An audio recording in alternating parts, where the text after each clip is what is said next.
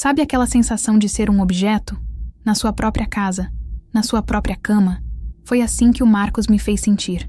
Não teve briga, não teve grito. Foi pior. Foi um silêncio. Um olhar frio que dizia: você não vale nada. E eu, que achei que era amor, entendi que era só uso. Fiquei passada. Um caco. Mas o fundo do poço, amiga, ainda estava por vir. Foi na sala do advogado. O ar-condicionado no máximo. E eu suando frio, lendo o testamento da minha avó, a mulher da minha vida. E o Marcos do meu lado com aquele sorrisinho de vitória, o mesmo olhar nojento daquela noite. O advogado leu, com a voz sem emoção nenhuma, que tudo, absolutamente tudo ficava para ele. A humilhação. A vontade de gritar, de sumir dali. Era o fim. Eu perdi. Mas quando eu já estava pronta para levantar e ir chorar no meu canto, o advogado fez uma pausa. Só um momento. Ele enfiou a mão no paletó e tirou um envelope. Amarelado, antigo. Dona Inês deixou isso. É uma carta. E é endereçada apenas à senhorita Laura. O sorriso do Marcos desapareceu. O meu mundo parou. Minha avó era uma raposa velha e muito, muito esperta. E ela tinha deixado um último recado. Quer saber o que tinha nessa carta? Então se inscreve aqui no canal e ativa aquele sininho para não perder nada. Ah, e me conta aí nos comentários de que cidade você tá assistindo a essa história de louco. Antes daquele inferno todo, a minha vida parecia um comercial de margarina, sabe? Eu tinha o meu trabalho, meu cantinho, e tinha o Marcos. E ele, ele era o príncipe encantado que toda mulher que já se machucou na vida sonha em encontrar. Atencioso, prestativo, parecia que adivinhava o que eu queria antes mesmo de eu pensar. Ele me comprou com o básico, com o mínimo que a gente espera e que quase nunca recebe. E eu, carente, mergulhei de cabeça, achei que tinha tirado a sorte grande. Mas a joia da minha vida era a minha avó, a Dona Inês. Minha avó não era uma velhinha qualquer, daquelas que ficam fazendo crochê na cadeira de balanço. Não, a avó Inês era um trator. Tinha uma língua afiada e um coração que não cabia no peito. Foi ela que me criou, que me deu régua e compasso na vida. Era meu tudo, meu porto seguro. E quando o Marcos entrou na minha vida, a primeira coisa que eu quis foi a bênção dela. No começo, ela ficou com um pé atrás. Sempre foi desconfiada. Mas o Marcos, ele é um artista. Ele estudou a minha avó como quem estuda um mapa para encontrar um tesouro. Ele descobriu que ela adorava pão de queijo quentinho de manhã e passou a levar todo o fim de semana. Descobriu que ela sentia falta de conversar sobre o passado e se sentava por horas, com uma paciência de santo, ouvindo as mesmas histórias de novo e de novo. Ele a chamava de minha rainha, consertava a torneira que pingava, trocava a lâmpada queimada, virou o neto que ela não teve. E eu, boba, com o coração cheio de amor, achava aquilo a coisa mais linda do mundo. Eu via os dois na varanda, rindo, e pensava: pronto, minha família está completa. Ele me ajudando com as compras, ela nos esperando com o café passado na hora, os almoços de domingo. Ele tratava a minha avó melhor do que muito filho por aí tratar a própria mãe. E foi esse carinho, esse cuidado falso, que ele usou. Ele não me enganou. Ele enganou o meu amor por ela. Ele construiu um castelo lindo na nossa frente, mas o alicerce, amiga, o alicerce era todo podre. E eu só fui descobrir isso quando o chão começou a tremer. Mas castelo de areia, né? Uma hora a maré vem e leva tudo.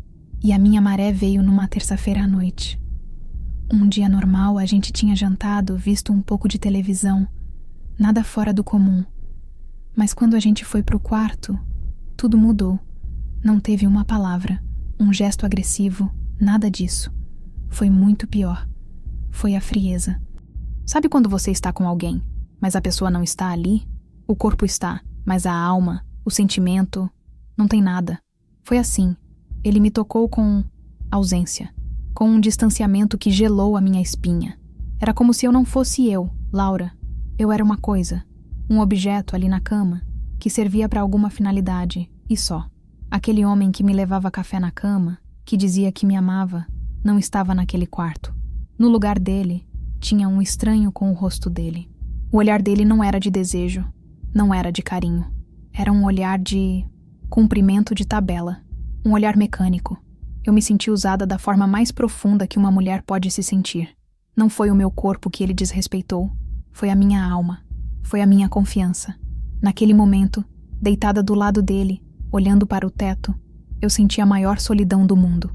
Uma rachadura se abriu dentro de mim, uma fissura, e por essa rachadura, eu comecei a ver a verdade. A verdade que eu não queria enxergar. Foi a noite em que ele matou a Laura boba, a Laura que acreditava em príncipes.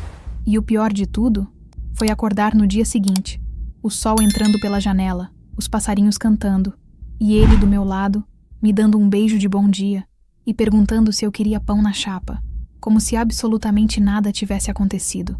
E essa normalidade dele, essa capacidade de fingir, foi o que mais me quebrou. Ali eu entendi que eu não conhecia o homem com quem eu dormia. Eu não tinha ideia de quem ele era. E foi esse sentimento, essa cicatriz invisível, que me deixou de sobreaviso. O castelo tinha rachado, e eu só não sabia que o desmoronamento estava prestes a começar. Depois daquela noite, eu fiquei andando na ponta dos pés dentro da minha própria casa. Sabe como é? Uma sensação de alerta o tempo todo.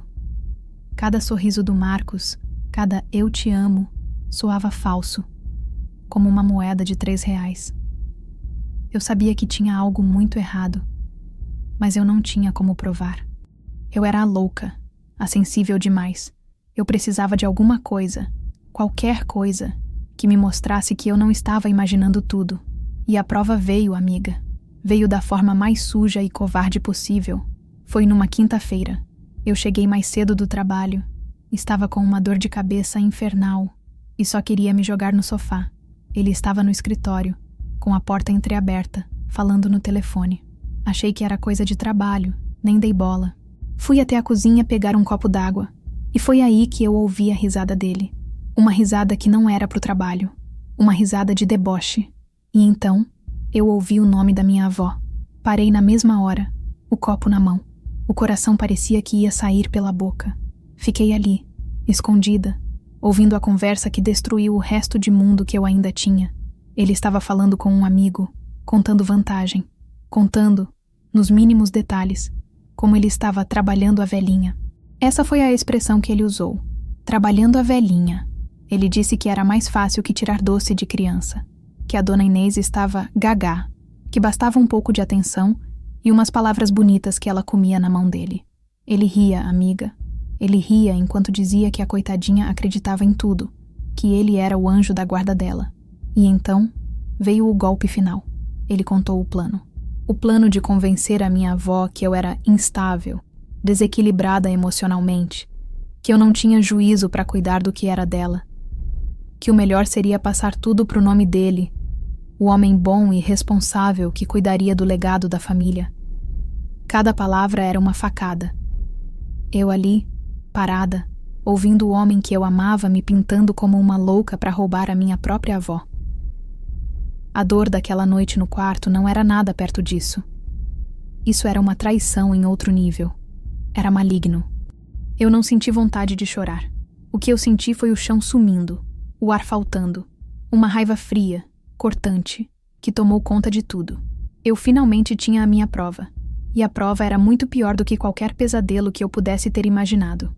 Com aquela conversa queimando na minha cabeça, eu fiz a única coisa que eu podia fazer. Corri para minha avó. Eu precisava alertá-la. Precisava abrir os olhos dela. Cheguei na casa dela feito um furacão, desesperada. Sentei na frente dela, segurei as mãos dela e contei tudo. Contei da noite, contei da conversa no telefone, contei do plano.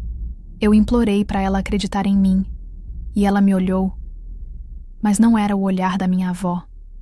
Era um olhar de pena, de decepção. Um olhar que o Marcos tinha plantado ali.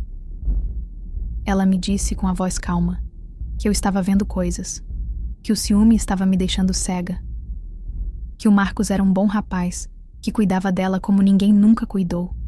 E a frase que me quebrou em 1000 pedaços. Minha filha, você precisa se tratar.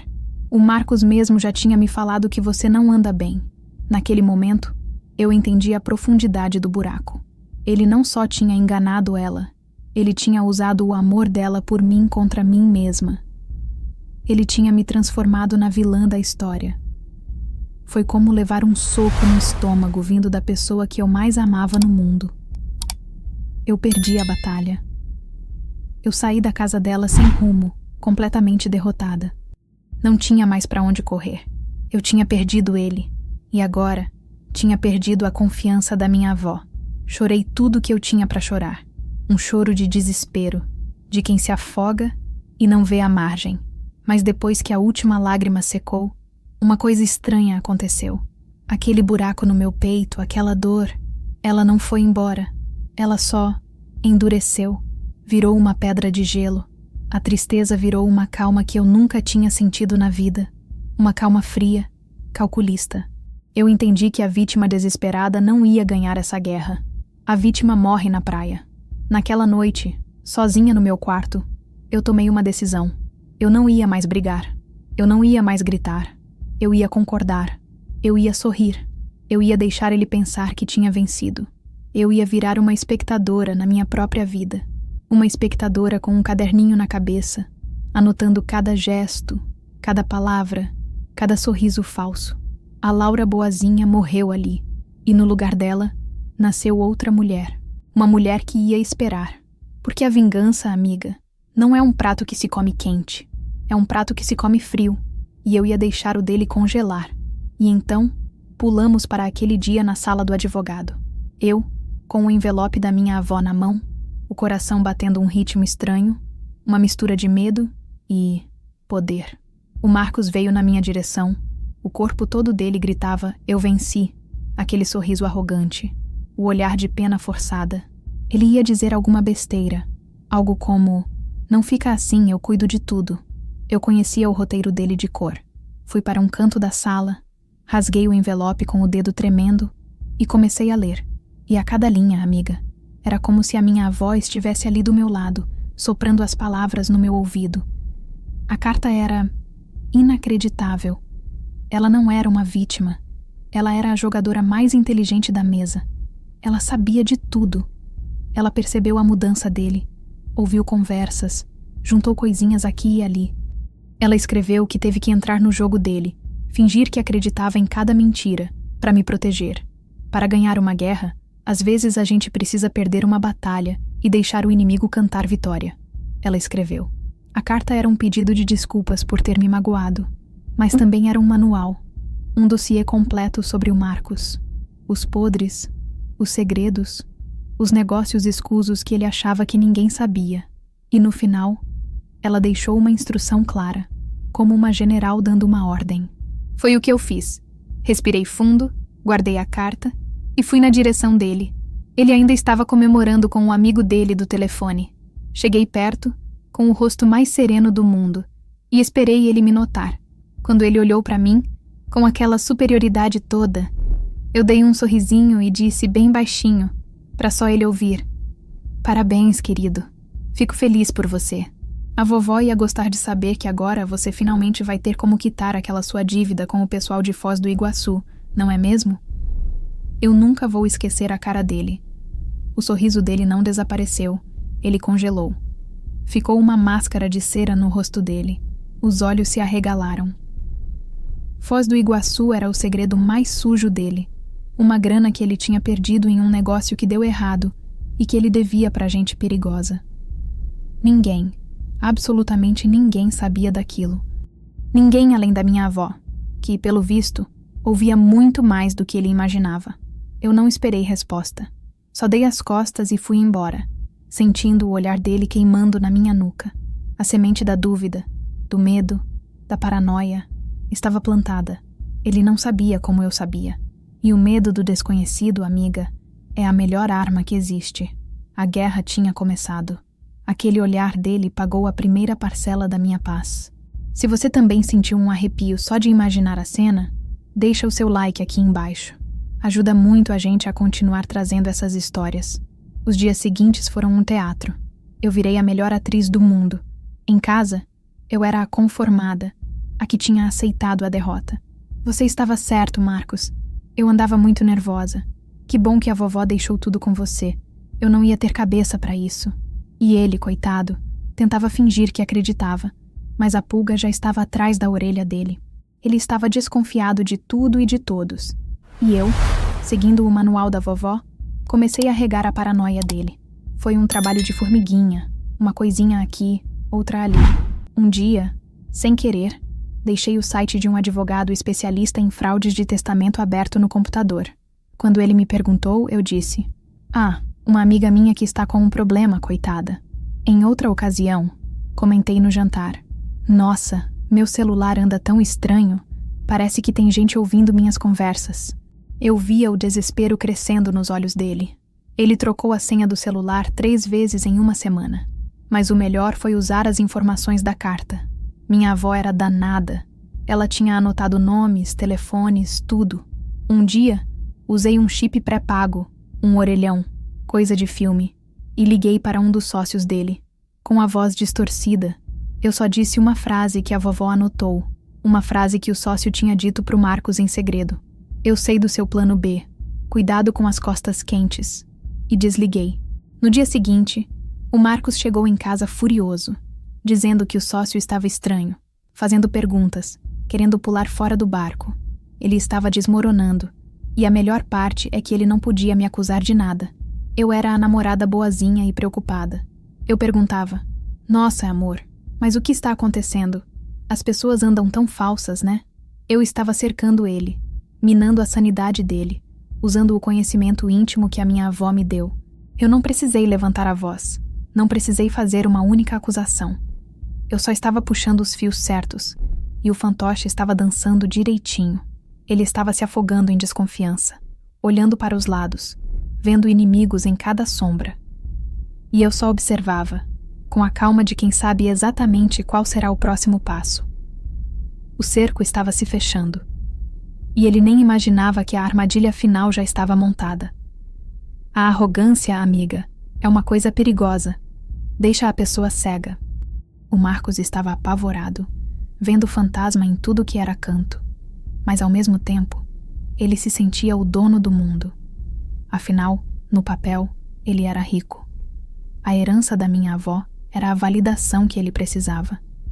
E para esfregar a vitória na cara de todo mundo, ele decidiu dar um jantar. Um jantar de celebração, como ele chamou. Alugou um espaço chique, convidou sócios, amigos, gente importante que ele queria impressionar. Ele queria que todos vissem o novo homem de sucesso que ele era. E eu, claro, tinha que estar lá do lado dele, no papel da namorada troféu, a conformada. Mal sabia ele que aquele jantar não era a festa dele, era a minha. Era o palco que a minha avó tinha montado para ele. A carta dela tinha uma última instrução, o gran finale. Era uma cópia de um documento, um recibo de um depósito alto que ele fez para um cuidador que trabalhou para minha avó por um tempo. Um cara que tinha umas dívidas de jogo. O depósito foi feito um dia antes do cuidador confirmar para a avó Inês que eu andava descontrolada. Era o pagamento pela mentira. Minha avó, a danada, tinha grampeado o próprio telefone e gravado a conversa em que o Marcos combinava tudo. O áudio e a cópia do recibo estavam num pendrive, que ela deixou com o advogado, junto com a carta, com a instrução. Entregue a Laura e haja somente quando ela pedir. E o meu pedido foi feito naquela tarde. O jantar estava lindo, uma falsidade só. O Marcos fez um discurso falando do amor e da confiança que a dona Inês depositava nele. Meu estômago revirava. Quando ele terminou, no meio dos aplausos, eu vi o advogado da minha avó entrar no salão. Ele caminhou calmamente até o pequeno palco onde o Marcos estava. O sorriso do Marcos murchou na hora. O advogado pediu o microfone. "Senhoras e senhores, desculpem a interrupção. Eu tenho um último esclarecimento a fazer sobre o testamento de minha cliente, dona Inês." O silêncio no salão era total. E então, ele contou tudo. Falou do suborno, da coação. E como prova final, ele plugou o pendrive no sistema de som do salão. A voz do Marcos ecoou, clara e nítida, combinando a mentira, zombando da minha avó, me chamando de louca. E depois, a voz do cuidador, confessando tudo. Foi um pandemônio.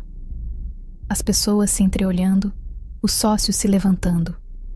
O rosto do Marcos, ele não ficou branco, ficou cinza, a cor da derrota. Ele olhou para mim, do outro lado do salão. E eu não sorri. Eu só o encarei. Um olhar frio, um aceno de cabeça quase imperceptível. Aquele olhar dizia tudo. O jogo acabou. Você perdeu. A humilhação dele não foi privada. Não foi um segredo. Foi pública. Foi na frente de todos que ele queria impressionar. A fachada dele não rachou. Ela foi demolida. Foi a ruína em tempo real. E a orquestra, minha amiga, foi regida por uma velhinha muito esperta, lá do céu. Depois daquela noite, o mundo do Marcos desabou. E desabou rápido. Não precisei fazer mais nada. Apenas observar de longe, como um castelo de cartas sendo soprado. O advogado, claro, entrou com o pedido de anulação do testamento por fraude. Foi aceito na hora. A herança, que ele nunca chegou a tocar, voltou a ser minha, como sempre deveria ter sido. Mas isso foi o de menos. A notícia da humilhação no jantar correu como fogo em palha seca. Na cidade, no meio empresarial dele, ele virou piada. O golpista que foi desmascarado por um pendrive. Os sócios, aqueles que ele queria impressionar, foram os primeiros a pular fora do barco. Ninguém quer seu nome associado a um cara como ele. Os negócios que ele tinha começaram a afundar, um por um. E como desgraça pouca é bobagem, os credores apareceram. Lembra do pessoal de Foz do Iguaçu? Pois é, eles ouviram falar que tinha uma herança na parada, e quando viram que o dinheiro não ia sair, foram cobrar a dívida do jeito deles. Eu não sei os detalhes e nem quero saber. O que eu sei é que ele teve que vender o carro, o apartamento que ele tinha, tudo que ele conseguiu juntar na vida para pagar essa gente e outras dívidas que foram surgindo. De um dia para o outro, o homem de sucesso virou um Zé Ninguém, endividado até o pescoço. A última vez que eu ouvi falar dele, ele tinha voltado para a cidade dos pais, no interior, com o rabo entre as pernas. Perdeu o dinheiro, perdeu a reputação, perdeu os amigos. A queda foi completa. E eu não senti alegria. Não senti prazer em ver a desgraça dele. O que eu senti foi silêncio. Um silêncio de paz. A justiça tinha sido feita. Não a minha justiça. A justiça da minha avó. O plano dela não era só me devolver o que era meu. Era mostrar pro mundo quem o Marcos realmente era, usando a própria arrogância dele como arma. E funcionou. Funcionou perfeitamente. Ele não foi destruído por mim. Ele foi destruído por ele mesmo. Eu só entreguei a pá. Ele que cavou o próprio buraco. Sabe, amiga, depois que a poeira baixa, fica um silêncio. Um silêncio que no começo é esquisito, quase barulhento.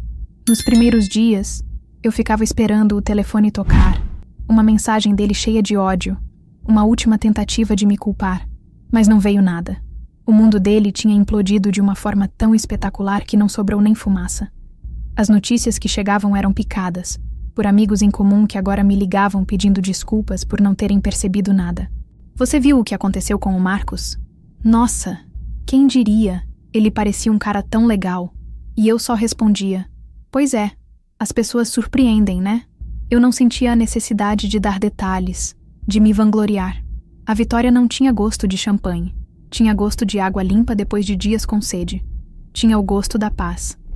E essa paz eu encontrei no lugar mais importante do mundo para mim, o quarto da minha avó. Eu não mudei nada. O cheiro dela ainda está aqui, uma mistura de lavanda com o cheirinho do tricô que ela deixou pela metade na cadeira. A colcha de fuxico, que ela demorou anos para fazer, continua na cama. É como se ela tivesse saído para ir na padaria e já fosse voltar. Eu me sento aqui na poltrona dela e seguro a carta. Já li e reli umas 50 vezes. Não só a parte do plano, mas o começo. A parte que era só pra mim. Ela falava da minha infância, de como eu era uma menina sapeca que tinha medo de escuro, mas que enfrentava os meninos maiores da rua para defender os amigos. Ela escreveu: "Minha neta, eu nunca duvidei da sua força. Você só precisava de um empurrão para se lembrar dela. O Marcos não foi a sua maldição, foi o seu empurrão. Ler isso me desmonta e me monta de novo. Eu entendi que o que doeu não foi a traição dele. O que doeu foi eu ter duvidado de mim mesma. Foi eu ter acreditado que eu era fraca, instável, louca. E ele só conseguiu fazer isso porque eu deixei. Eu entreguei para ele o poder sobre mim. E o último presente da minha avó não foi a herança. Não foi a vingança. Foi me devolver esse poder. Foi me mostrar, da forma mais dura, que eu nunca mais deveria entregar as chaves da minha felicidade e da minha sanidade na mão de outra pessoa. Não há vitória na ruína de um homem como o Marcos. Ele é um poço sem fundo de egoísmo, e a queda dele era inevitável, cedo ou tarde. A verdadeira vitória é olhar no espelho e reconhecer a mulher que está ali. Uma mulher que é mais esperta, mais forte. Uma mulher que carrega as cicatrizes, sim, mas que agora as vê não como marcas de dor, mas como um mapa. O mapa de um caminho que eu sobrevivi para poder encontrar a estrada certa. O silêncio agora não é mais esquisito. É a minha tranquilidade. É o som da minha vida voltando para os meus próprios trilhos. E a justiça completa, a sensação catártica que o povo fala, não veio quando ele caiu. Veio quando eu me levantei. E agora, a poeira baixou e estamos só nós duas aqui, conversando. Sabe, amiga, olhando tudo isso de longe, eu vejo o quanto a gente se engana. A gente se engana porque quer. Porque é mais fácil acreditar num conto de fadas do que encarar a realidade de que nem todo mundo tem boas intenções. Eu queria tanto o príncipe encantado que quando apareceu um cara que fazia o mínimo, que era educado e trazia pão quente, eu pintei ele de ouro e coloquei num pedestal. Mas a vida me ensinou que o caráter de uma pessoa não está nos grandes gestos, está nas pequenas coisas. Está no jeito que a pessoa te olha quando acha que você não está vendo. Está no que ela fala de você quando você não está no mesmo ambiente. Está na forma como ela trata quem não pode lhe oferecer nada. E a gente sente. Lá no fundo, a gente sempre sente quando tem alguma coisa errada. É aquela vozinha, aquela intuição que a gente aprende a ignorar, porque ser a desconfiada é chato. Ser a louca é cansativo. Mas eu te digo uma coisa. Ouça a sua louca interior. Ela quase sempre está certa. A minha avó, com a sabedoria dela, não ignorou. Ela observou em silêncio. E essa é talvez a maior lição de toda essa história maluca. A força muitas vezes não está no grito. Está na observação. Não está no confronto. Está na paciência de esperar o momento certo. Eu sei que a minha história é pesada, mas eu tenho certeza que ela não é única. Talvez você já tenha passado por algo parecido. Talvez não com um testamento, mas com uma mentira, uma manipulação. Talvez você já tenha se sentido usada ou viu uma amiga querida passando por isso. Por isso eu queria te pedir para a gente transformar esse espaço aqui em uma grande roda de conversa. Me conta aqui nos comentários. Você já teve que confiar na sua intuição contra tudo e todos? Qual foi o sinal que te fez perceber que algo estava errado? Vamos compartilhar nossas histórias. Não por fofoca, mas por apoio. Para que outra mulher, lendo isso, se sinta menos sozinha, menos louca. Para que ela saiba que a gente acredita nela. E se essa história tocou você, se você acha que a mensagem dela precisa chegar em mais pessoas, compartilha esse vídeo. Manda para aquela sua amiga, para sua mãe, para sua tia. Manda para lembrar a elas e a você mesma do nosso valor e da nossa força. E claro, se você quiser continuar acompanhando essas conversas e ouvir outras histórias como essa, se inscreve no canal. Ativa o sino, porque a gente tem muito o que conversar ainda. Obrigada por ter ficado comigo até o final. Obrigada por me ouvir. A gente se vê no próximo vídeo. Se cuida.